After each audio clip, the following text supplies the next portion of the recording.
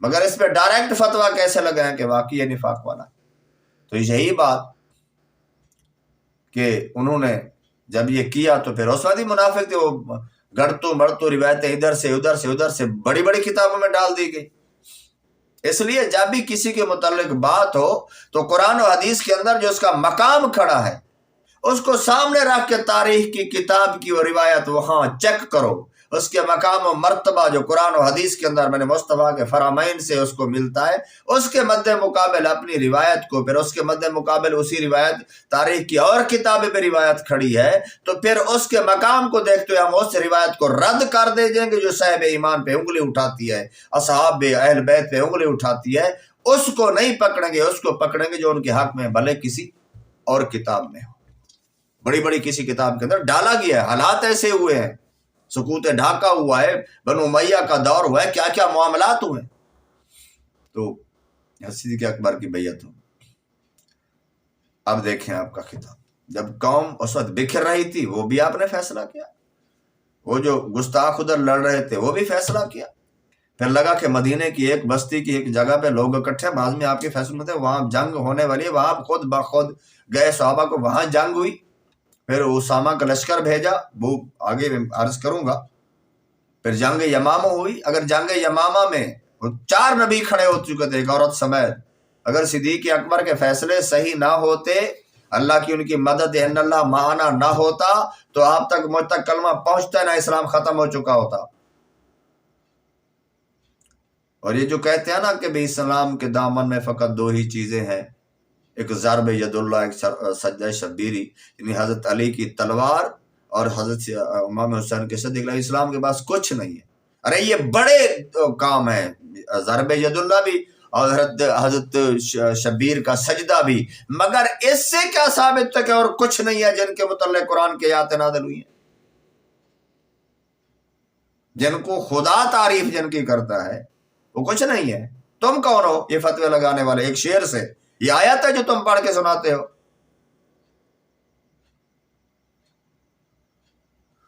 حضرت صدیق رضی اللہ تعالیٰ عنہ شرماتے ہوئے گھبراتے ہوئے ممبر نبوی کی جانب بڑھے۔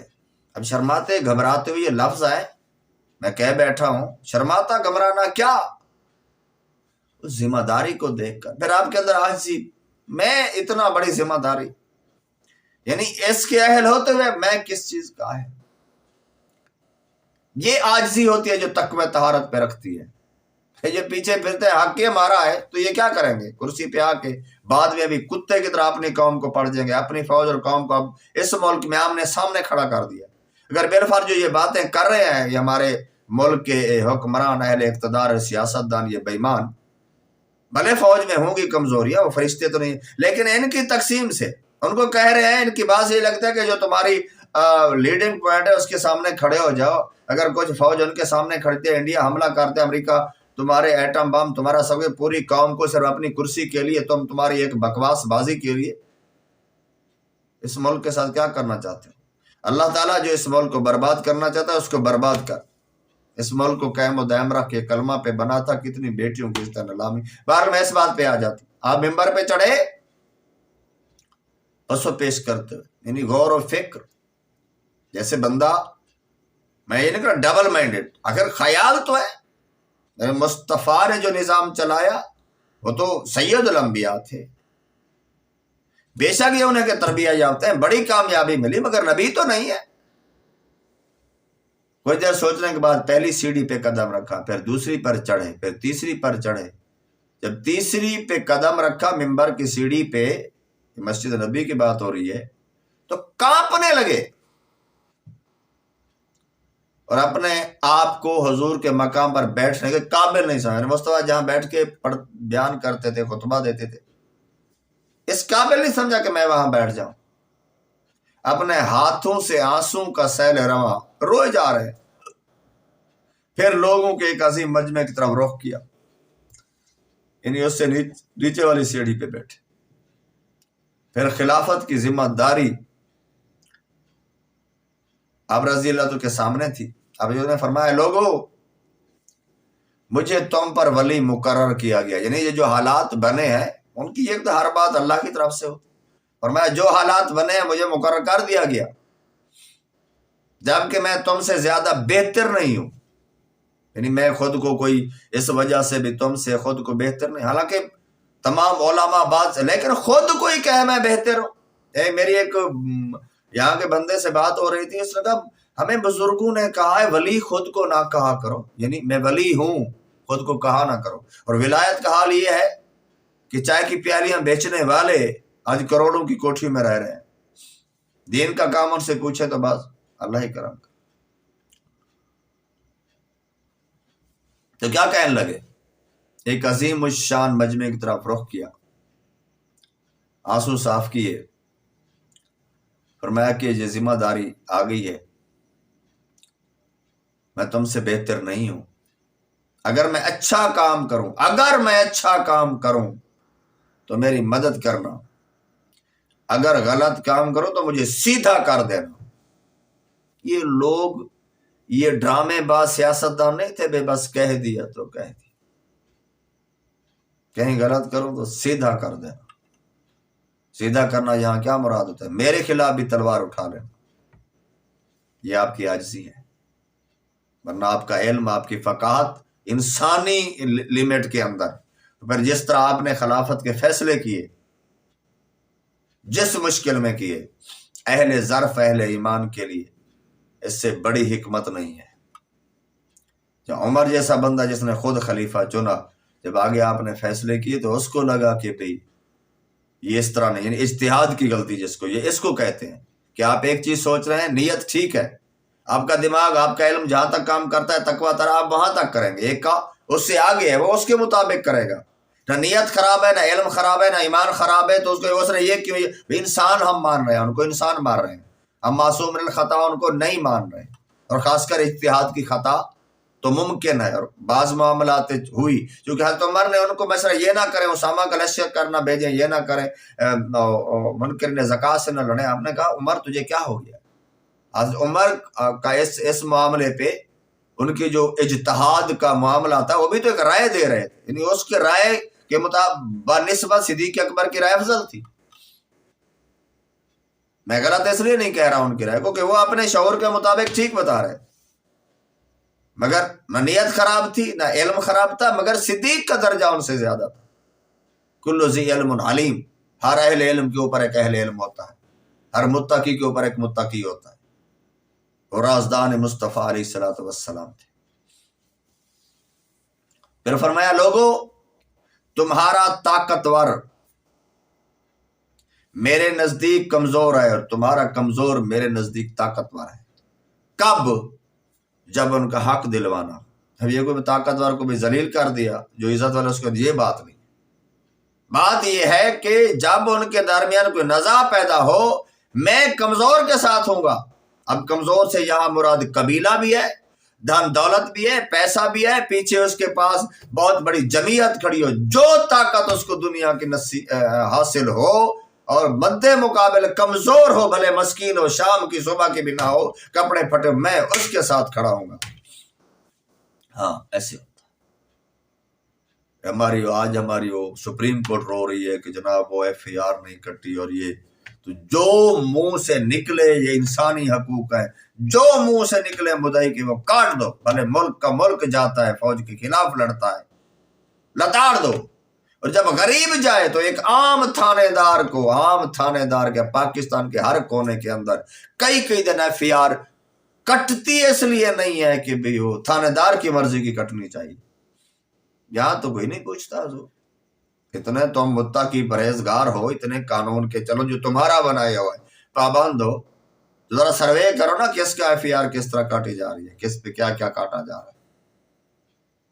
تمہارا سارے قانون دولت مندوں اور طاقتوروں کے لیے، ظالموں خدا کو کیا جواب دو گے؟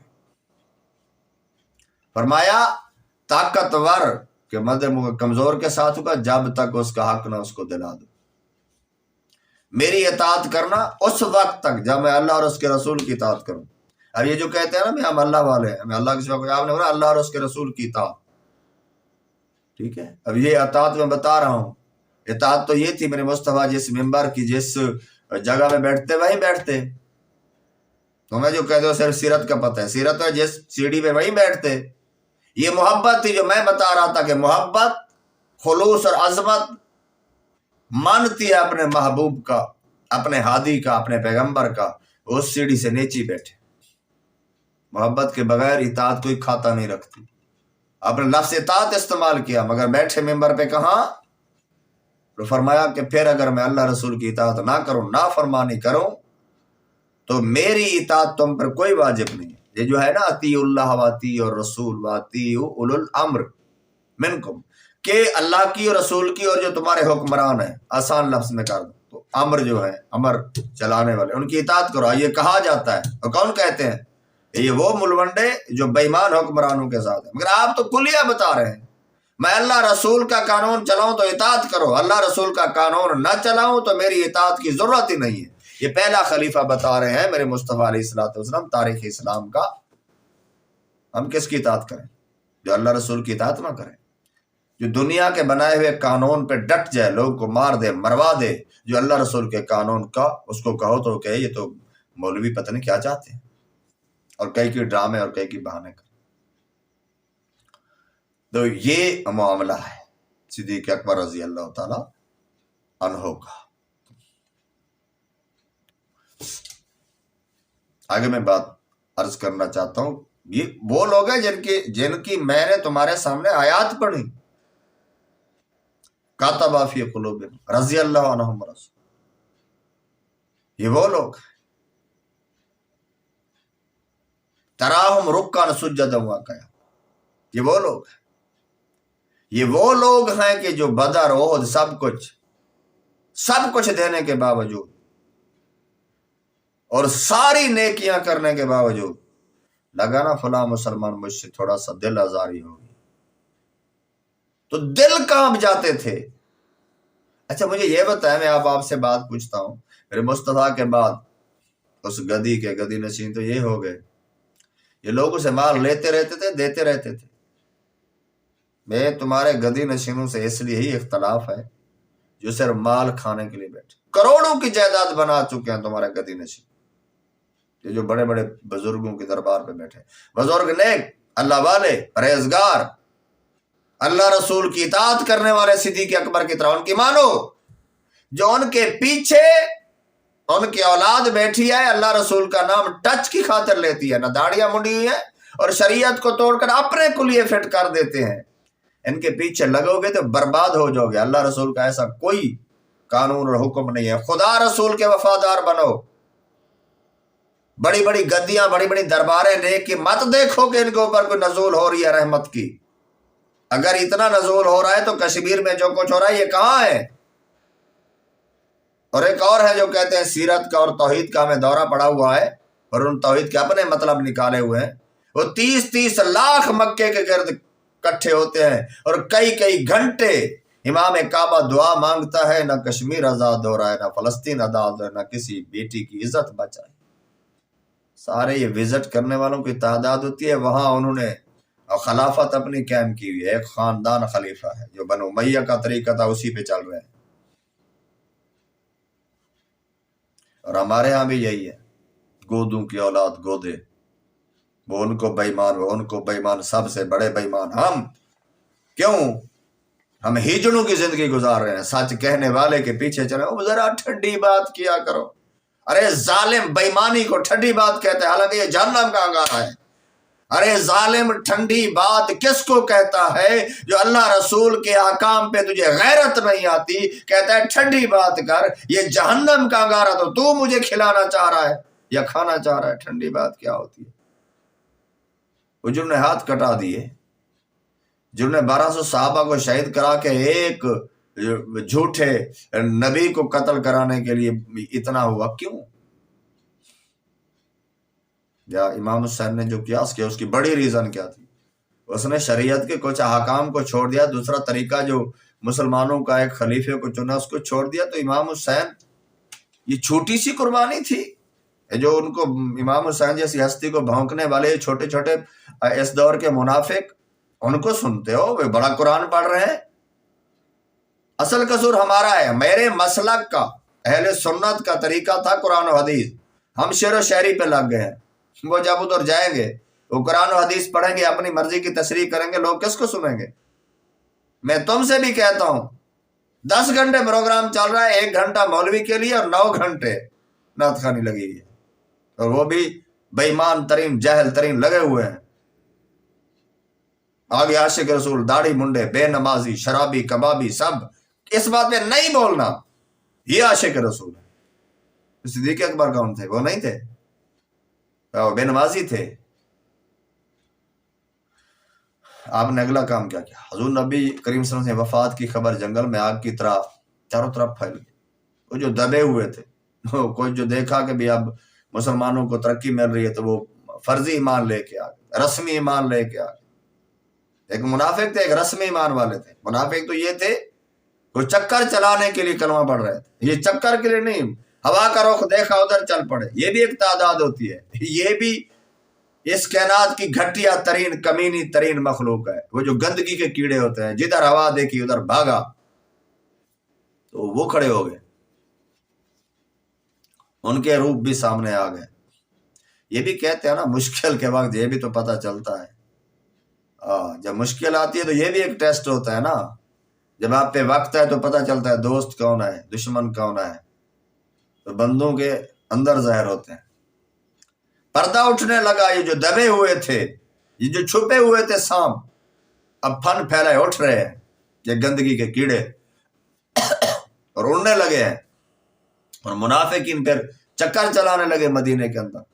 ارتداد کی آگ بڑے کٹی, بہت بڑی تعداد. اب ایک مسلمہ کذاب کے بعد جو 40 سے 80 لاکھ 80,000 بندہ لکھا گیا, یہ کون تھے؟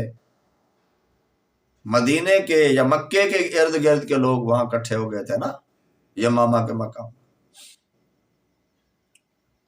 تو مگر کوئی تو مخلص تھے جو ان سے لڑ گئے. وہ جو زکوٰۃ کے, جن کو میرے مصطفیٰ نے مال مقرر کیا تھا, میرے مصطفیٰ سے پڑھ کے گئے. یہ جو کہتے ہیں نا بھائی تمام صحابی, اور یہ 7 شرط تھے کہ ایمان کے ساتھ مرے. ٹھیک ہے, اب ایمان کے ساتھ مرنے پہ ایمان کی وجہ سے, مگر ان میں مراتب ہیں, اور جن کے ایمان بھی نہ رہے. مسلمہ کذاب کے بعد میرے مصطفیٰ سے اچھے خاصے بڑے ہیں. مالک بن نمیرہ, خوبصورت ترین بندہ, فصیح ترین بندہ, بات کرنے کا ڈھنگ, شاعر بندہ, خوبصورت ترین بندہ, اس کو مار بنا کے وہ منکر ہو گیا. 12 صحابہ نے 1200 صحابہ شہید ہوئے صدیق اکبر کے دور. آپ نے ان کو بھی رگڑ کر رکھ دیا. حالانکہ اختلاف مخالفت کی حد تک نہیں, اختلاف رائے ہوا. صدیق حضرت عمر کہہ رہی ہے یہ نہ کریں, ہر طرف جنگ شروع نہ کر دیں. ادھر لڑنے جا رہے ہیں آپ, ایک مخالفین سے ایک سے اسامہ کو بھیج دیا, وہ ہرکل جیسے بادشاہ کے علاقے میں وہاں لڑنے جا رہا ہے, اور ادھر سے یہ منکرین زکوٰۃ, چلو ان کو ایک سارے باقی دین کی باتیں تو مان رہے ہیں, نماز پڑھ رہے ہیں, روزہ قرآن سب مان رہے ہیں, صرف زکوٰۃ ہی نہیں دے رہے. آپ نے فرمایا میرے مصطفیٰ علیہ الصلوۃ والسلام کے دور کے اندر جو اونٹ دیتا تھا اس کو باندھنے کے لیے رسی نہ لاتی, وہ بھی نہیں چھوڑوں گا بھلے مجھے درندے کھا دے. یہ ہوتا ہے لیڈر جو صاحب ایمان ہو. مگر یہ آپ کے سینے کو کس نے کھول دیا تھا؟ کس نے کھول دیا؟ اللہ نے کھول دیا تھا, اللہ نے ہمت دی. کہتے ہیں جو دائی ہوتا ہے نا نیکی کے, اس کے پاس اللہ کی مدد ہوتی ہے, دنیا والوں کو نظر نہیں آتی. تو یہ افواہیں اڑنے لگی ہر طرف. ارتداد کی, ارتداد کہتے ہیں جو اسلام کو چھوڑ کے دوبارہ اسلام چھوڑے تو واجب القتل ہوتا ہے. تو وہ بڑے کٹھے, ہر طرف سرکشیاں, بغاوتیں, فتنہ, فساد. ایک تعداد ہے مسلمانوں کی جو جہاں یہ فتنے پھیلے ان بیچارے سچے مسلمانوں کو تحقیق کر دیا گیا, ان کے بچوں کو ذبح کیا. بہت بچے ذبح ہوئے. مالک بن نمیرہ نے, تک اس کی بیوی نے اس کو لعن طعن کیا کہ یہ تو نے کیا کر دیا, کتنے چھوٹے چھوٹے بچوں کو تو نے ذبح کر. مگر کیا,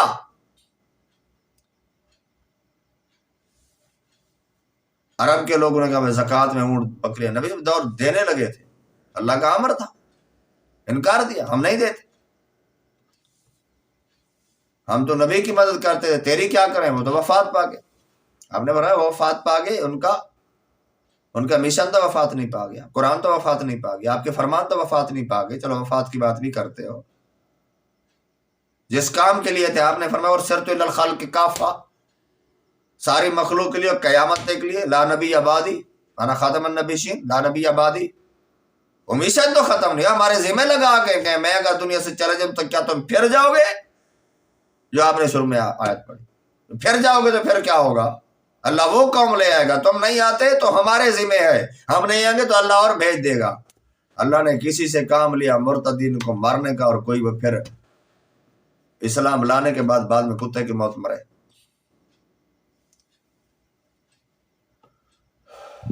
اور میں جیسے بتایا کہ پھر آپ نے کیا کیا، اپنے ممبر سے اٹھے اور اللہ کی حمد و ثنا بیان کرنے کے بعد بآواز بلند، جب جو کہہ رہے تھے کچھ نرمی کریں، یہ کریں، وہ نہ کریں. حالانکہ صدیق اکبر سے بڑھ کر علم اور نرمی والا تو ملتا ہی نہیں صحابہ، مگر ذمہ داری اللہ رسول کی حدود قائم کرنے میں یہ نرمی نہیں ہوتی، کیونکہ آپ شریعت کی شناسا، حالات کی مشکل اپنی جگہ، مگر شناسا تھے اور اللہ پہ توکل تھے، بین اللہ مانا تھا.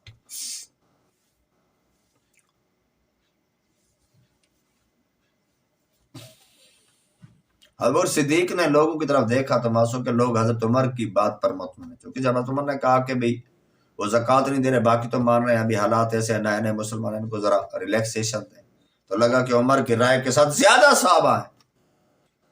اب اپنی جگہ سے اٹھے، اللہ کی حمد و ثنا کی، بآواز بلند اپنے ایمان کے جذبے کا وہ ٹارچ، وہ ٹاور، وہ روشن کیا. گرج در آواز میں فرمایا خدا کی قسم میں اس وقت تک ایک حکم الہی پر، ایک یعنی اللہ کے کسی ایک حکم کو چھوڑنے پر میں قتال کے لیے جہاد کے لیے تلوار اٹھاؤں گا، لوگوں کی گردنیں اڑانے کے لیے یا اپنی گردن دینے کے لیے چلتا رہوں گا جب تک اللہ تعالیٰ اپنا وعدہ پورا نہیں کرتا. میں قتال کرتے کرتے یا تو دنیا سے چلا جاؤں گا، میری ڈیوٹی ختم، یا میں اللہ کے منکروں کو لٹا دوں گا، قتل کر دوں گا. شہید ہو گیا تو جنت کا مستحق، نہ ہوا تو ایسے زندہ رہنے کا کوئی فائدہ نہیں. میں جو زندہ بچ جائے گا وہ اللہ تعالیٰ اس کے اپنی مدد سے خلیفہ اس کی مدد کرے گا، وہ بنے گا اگر صاحب ایمان. فرمایا کہ یہ لوگ اگر میرے مصطفیٰ کے دور میں، جیسے میں نے آپ کو بتایا کہ اگر ایک رسی بھی دیتے تھے اور وہ نہیں دیں گے تو وہ بھی میں لوں گا، اور اس کے لیے بھی ضرور قتال کروں گا. یہ جو نرمی کا درس دیتے ہیں اس خطبے میں کیا ہے؟ یہ کون سی نرمی ہے؟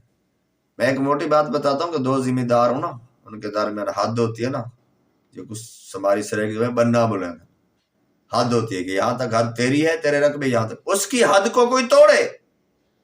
کتنے واقعات ہیں ہر روز آ رہے ہوتے ہیں کہ وہ قتل کر دیے. زمین کا جھگڑا تھا، یعنی وہ اس کی حد پہ قبضہ کرنا یا حد کو کھتیرنا چاہتا. سگے بھائیوں کو میں نے لڑتا دیکھا، ایک بالسٹ کی خاطر لڑتا دیکھا. تیرا حد توڑے تو تو لڑ کے مر جائے، جو خدا کی حد توڑے اس کے لیے نرمی کا حکم ہے.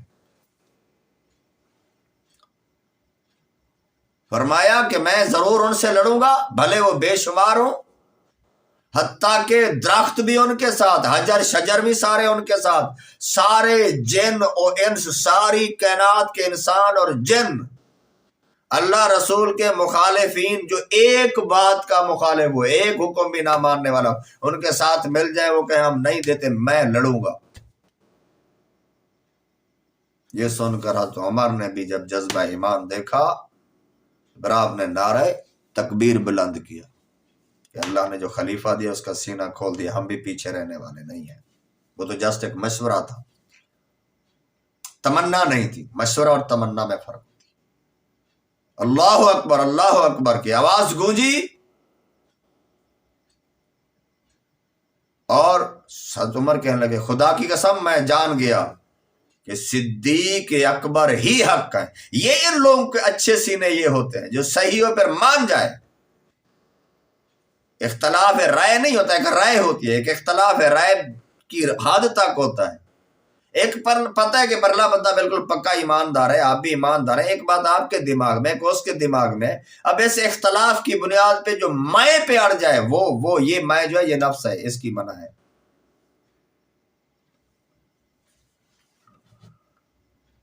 اللہ، یہ آپ کا کمال ہے صدیق اکبر کا۔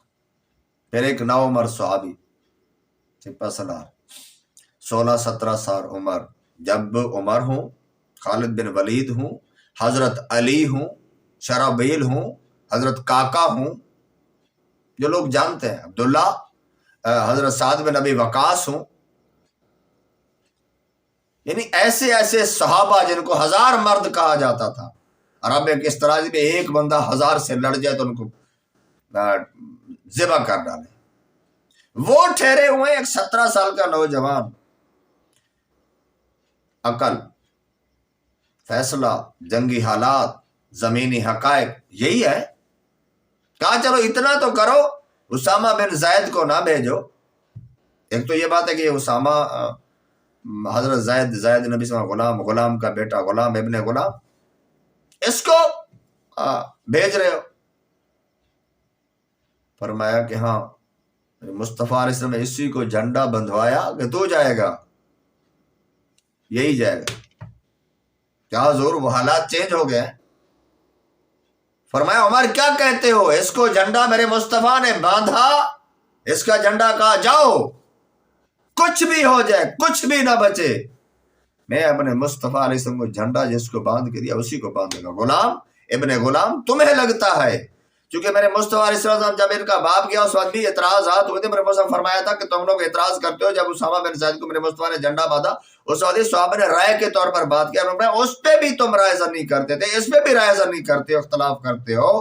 میں تمہیں کلیہ بتا کے جا رہا ہوں، کلیہ یہ ہے کہ یہ نوجوان مجھ سے محبت کرتا ہے، اللہ سے محبت کرتا ہے، میری اطاعت کرتا ہے، اللہ کی اطاعت کرتا ہے، اور دوسری بات ہے کہ اس کے اندر یہ کام کرنے کی صلاحیت ہے۔ اسلام کا میرٹ دیکھو، کیا صدیق اکبر عمر عثمان نہیں کرتے تھے؟ مگر آپ بتا رہے تھے کہ یہ تو پھر گودا گیری چلے گی نا، وہ گدی نشینی چلے گی کہ فلاں کی اولاد فلاں۔ اسلام کے اندر میرٹ ہے، میرٹ، وجعلنا شعوبا وقبائل لتعارفوا ان اکرمکم عند اللہ اتقاکم، یہ اتقاکم بھی صدیق اکبر عمر عثمان سے زیادہ نہیں تھا، پر مصطفیٰ کی نگاہ انتخاب، من یطع الرسول فقد اطاع اللہ، اللہ نے جو فرما دیا کہ اللہ رسول کی اطاعت اللہ کی، اب میرے مصطفیٰ نے جو فرما دیا وہ فرما دیا، یہی جھنڈا لے کے جائے گا، یہی لشکر لے کے جائے گا۔ اچھا فرمایا حضور کچھ عرصے بعد بھیجو، یہاں کے علاوہ فرمایا نہیں، میرے مصطفیٰ نے بھیجا جائے۔ اب اسامہ بن زید کلیہ کیا ہے اسلام کے اندر، جو اللہ رسول کا وفادار ہے، کس کا بیٹا ہے، کس خاندان کا ہے، ہاشمی ہے، قریشی ہے، سید ہے، عربی ہے، اجمی ہے، کچھ نہیں ہے۔ اسلام کے اندر معیار میرے مصطفیٰ نے جو عزت دی ہے اس کو یہاں بھی نہیں دی۔ جب میرے مصطفیٰ علیہ السلام مکہ فتح کر رہے تھے، آپ کو پتہ کہ میرے مصطفیٰ کی اونٹنی پہ 7 سوار کون تھا؟ یہ اسامہ بن زید تھا، اور غوربن اور حضرت امام حسن تھے۔ اور جب کعبے کے اندر گئے، ہاں یہی سچ ہے جو نہیں بتایا جاتا، میں یہ نہیں کہہ رہا کہ اس سے دوسرے ڈی گریڈ ہیں، میں یہ بتا رہا ہوں جو اللہ رسول سے وفا کرے یہ وہ بارگاہ ہے، اللہ رسول سے بارگاہ وفا کی، ایمان کی، اطاعت کی، یہ وہ بارگاہ ہے کہ غلاموں کا بیٹا غلام۔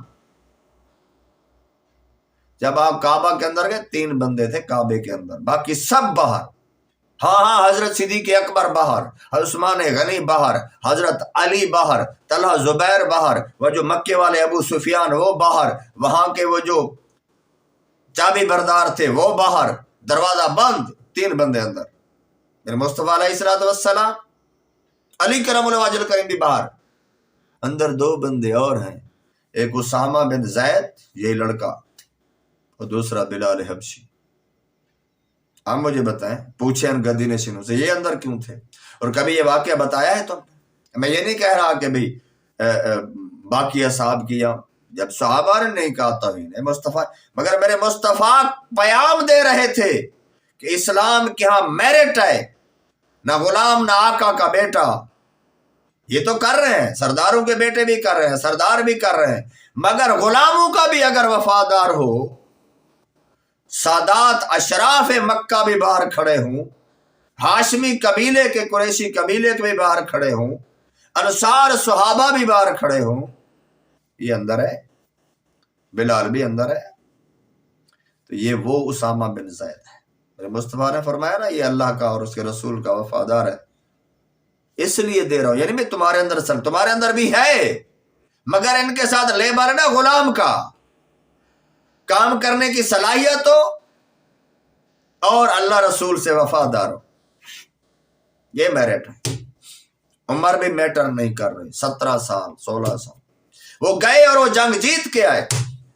ہاں اس کے کنسیپٹ ہوئے کہ جن کو چاروں طرف جو بغاوتیں اٹھ رہی تھیں، جب یہ جنگ کی جیت کے سب دبک گئے کہ یہ تو جا کے ہرکل سے لڑنے تک پہنچ گئے ہیں، ہم کیا کریں گے؟ اور ادھر سے خالد بن ولید نے کافروں کو لتاڑ ڈالا، مسلمہ بن کذاب کتا مرا گیا، اس کے حواری مرے گئے، 1200 صحابہ شہید، 1200 جس میں 500 صرف حفاظ ہیں، اور حفاظ تیرے میرے جیسے لاکھ کے جیسے نہیں ہے، وہ قاری وہ تھے جن کو قرآن کی آیات کے تمام مفہوم آتے تھے، وہ قاری تھے، جن کو مصطفیٰ نے پڑھایا تھا وہ قاری تھے، جو مسجد نبی کے درس کے اندر بیٹھتے وہ قاری تھے۔ وہ شہید ہوئے کس لیے؟ ناموس رسالت کے لیے، خاتم نبوت کے لیے۔ آج تمہارا لیڈر عمران ہے، اور اس میں وجہ کیا کہ سکول ٹائپ سارے جاہل، وہ آگے وہ پینٹ شرٹ والے ٹیچر، یہ ہمارے وہ خبیثوں کے پڑھے ہوئے خبیث، انگریزی لٹریچر آئے گا یہ پڑھیں گے اور پھر آگے بڑھائیں گے۔ میں بھی صدیق اکبر کی خاکوں کی خاک، آپ کے در کے کتوں کے کتوں کے کتوں کی خاک کا اللہ کی بارگاہ میں واسطہ پیش کرتا ہوں۔ اللہ ایمان سلامت رکھ، مجھے بخش دے، میری وہ تکلیفیں دور کر جو مجھے راہ حق سے دور کرتی ہیں، وہ مسائل دور کر، آخری ایام میں معافی دے دے۔ جو اس بیان کو سنے نیت اچھی کے ساتھ، اچھی نیت سے آگے چلائے۔ مولا میرے دل میں اندر کوئی اگر اور کوئی نیت ہے تو اس سے بھی بچا، ان بیانات کو خیر اور اچھائی کا وسیلہ بنا دے اور سمجھنے کی توفیق دے دے۔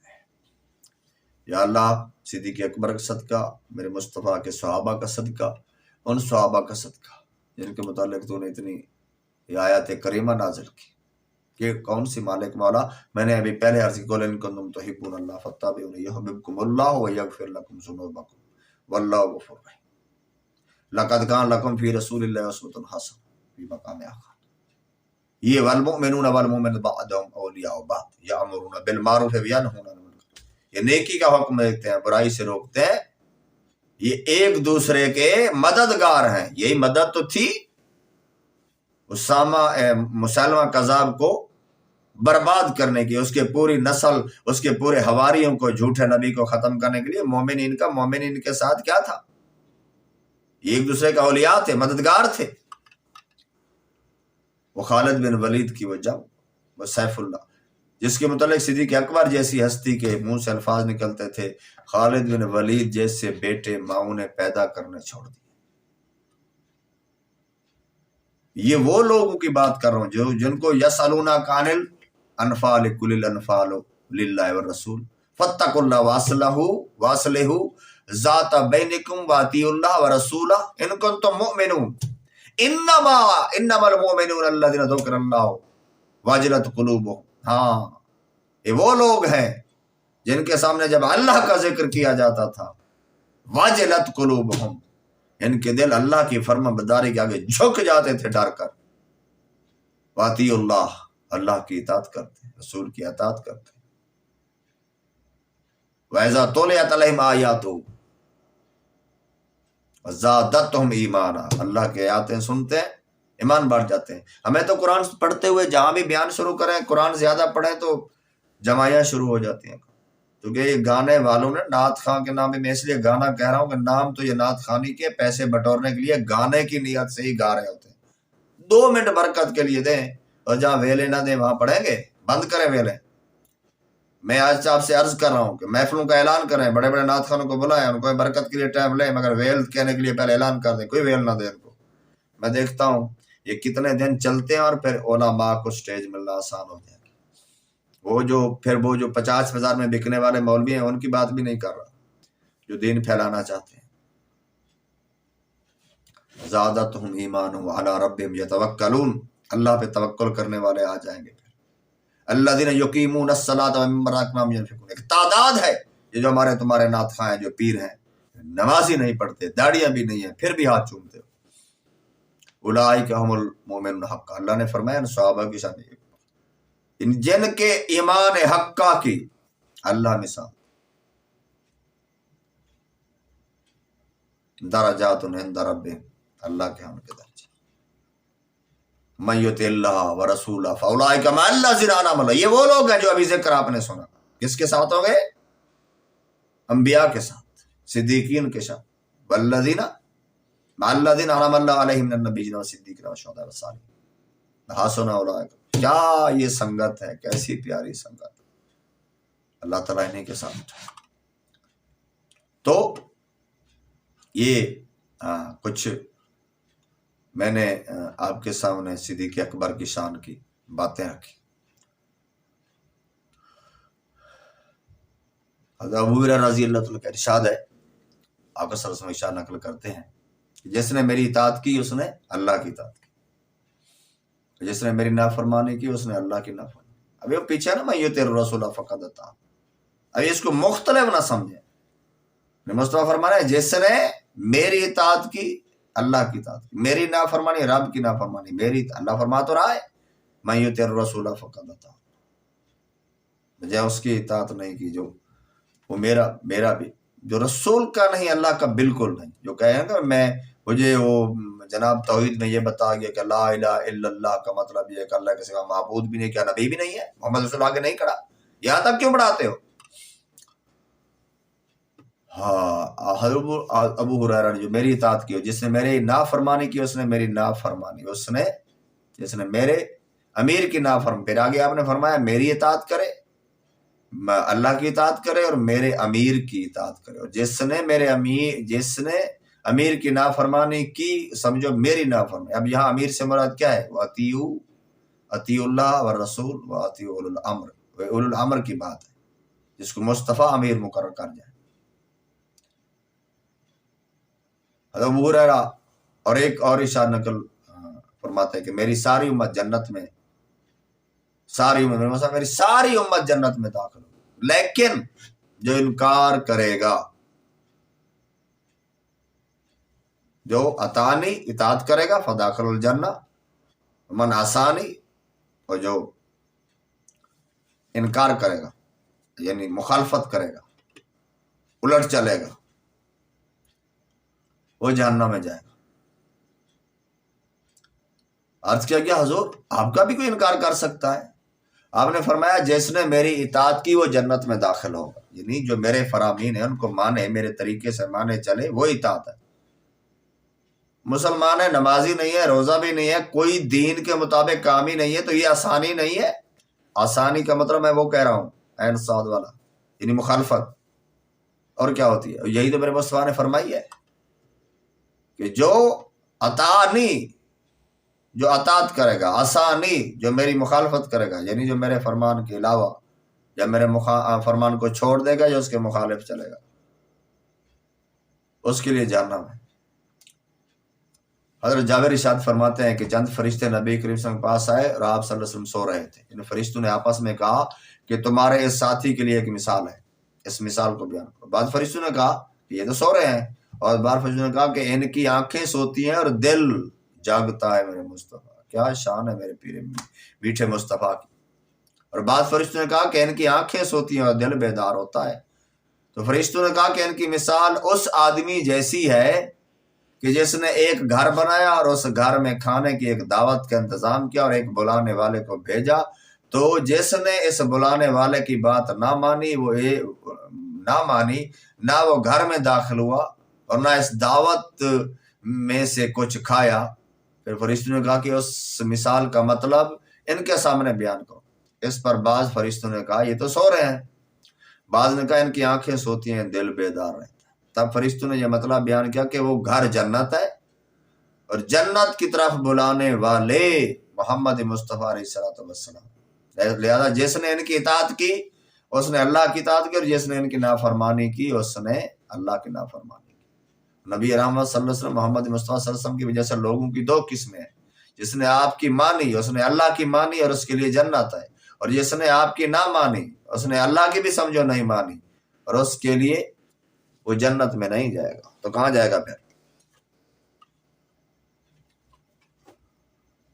اللہ اللہ۔ تو یہ باتیں تھیں جو میں بتا رہا تھا، جو صحابہ کیوں کہہ رہے تھے ایک بات کے لیے بھی میں لڑ جاؤں گا۔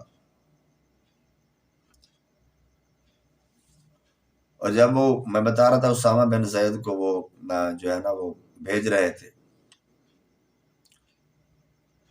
تو جب وہ جا رہے تھے تو ایک جس گھوڑے پہ وہ سوار تھے، سیاہی محل سفید گھوڑا جس پہ وہ سوار تھے، شیر کی طرح وہ نظر آتے تھے، ایسے نہیں نا مصطفیٰ، شیر کی طرح وہ نظر آتے، ہاں جنگ پہ جا رہے ہیں، جنگ پہ،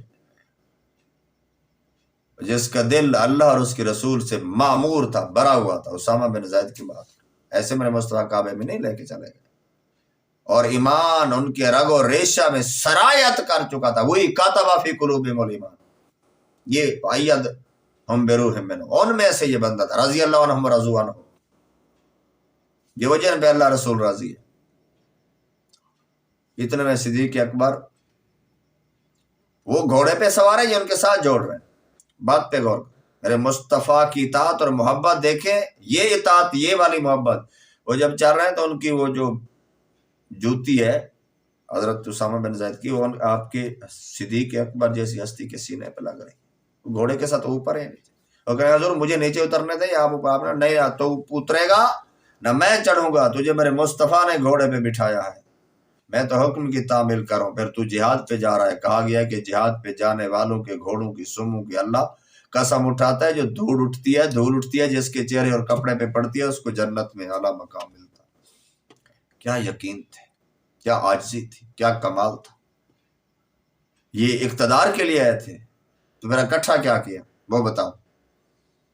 لشکر کہے کہ سپاہی سے ملنے لگے، اور سب سپاہیوں سے ملے، دعاؤں کا کہتے ہیں، میرے لیے دعا کرنا وہاں جا کر۔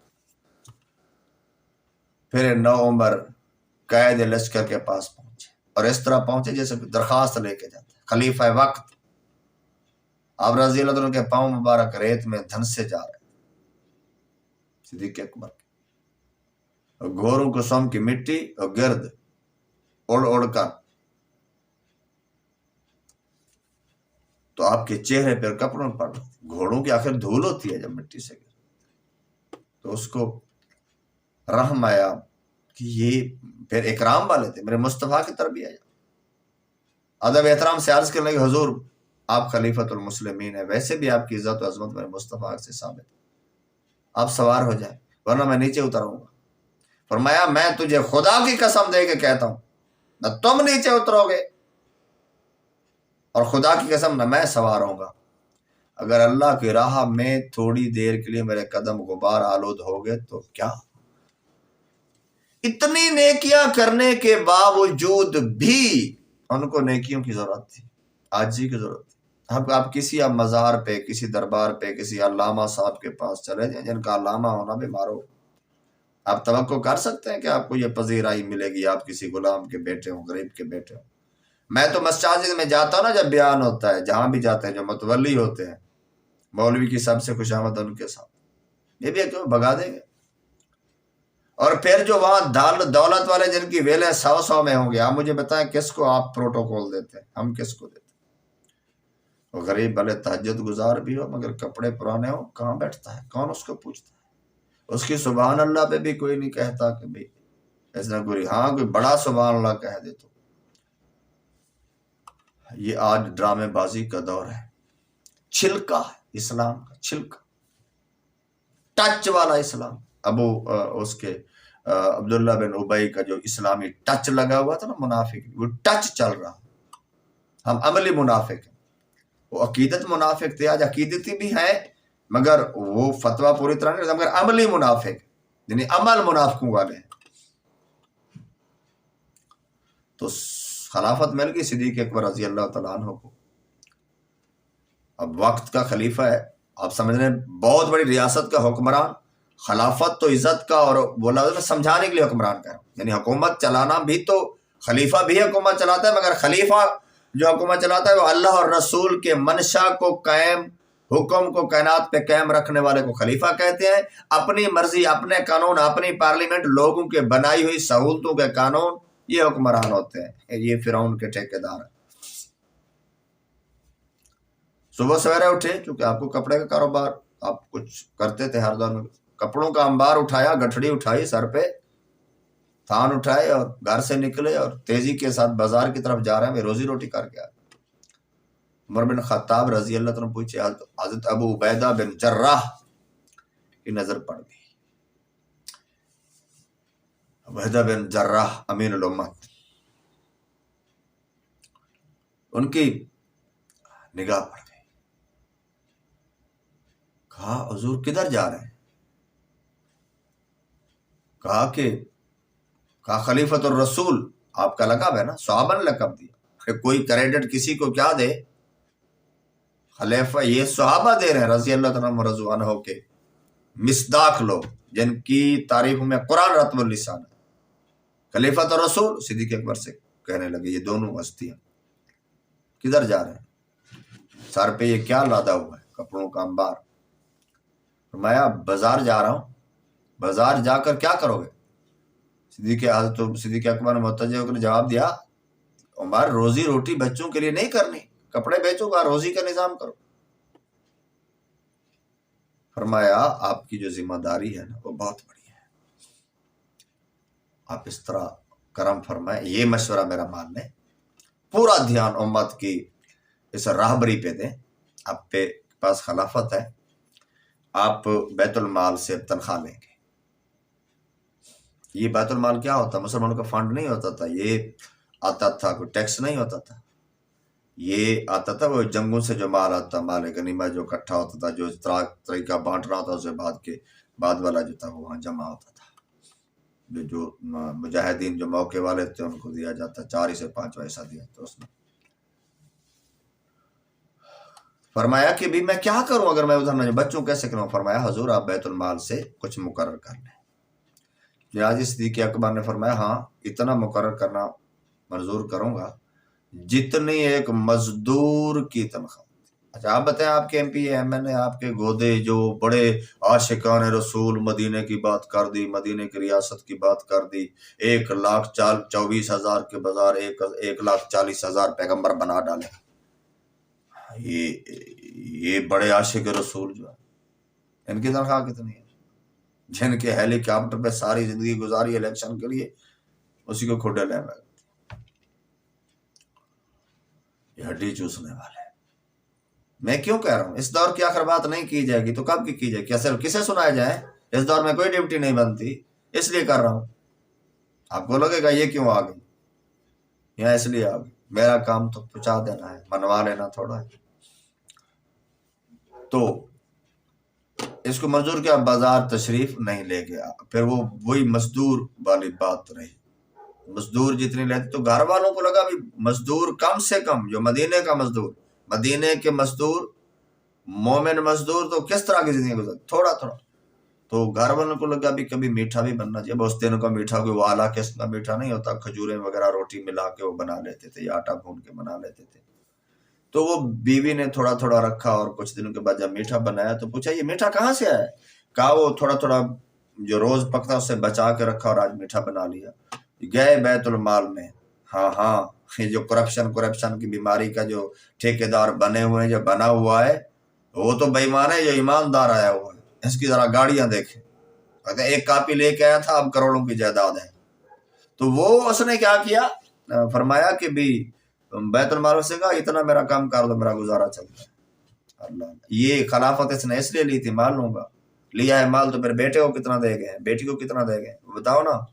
یہ ان کو بکواس کرتے ہیں کہ باغ فتق وہ انہوں نے یہ کیا ہو. حالانکہ باغ فتق، موٹی مثال آپ کو بتاؤں، میرے مصطفیٰ علیہ وسلم جس طریقے سے چلاتے تھے نا، کہ وہ باغ فتق اصل میں باغ مال فائے تھا. مال فائے ہوتا ہے جو جنگ کیے بغیر، دوران جنگ جو جہاں لڑا اور ایک ڈر کے کافر جو ہے نا وہ یہ چیزیں حوالے کر دی بھی علاقہ اب آپ کے قبضے میں آ گیا، تو اس کو مال فائے بولتے ہیں. تو مال فائے میں سے تھے باغ فتق.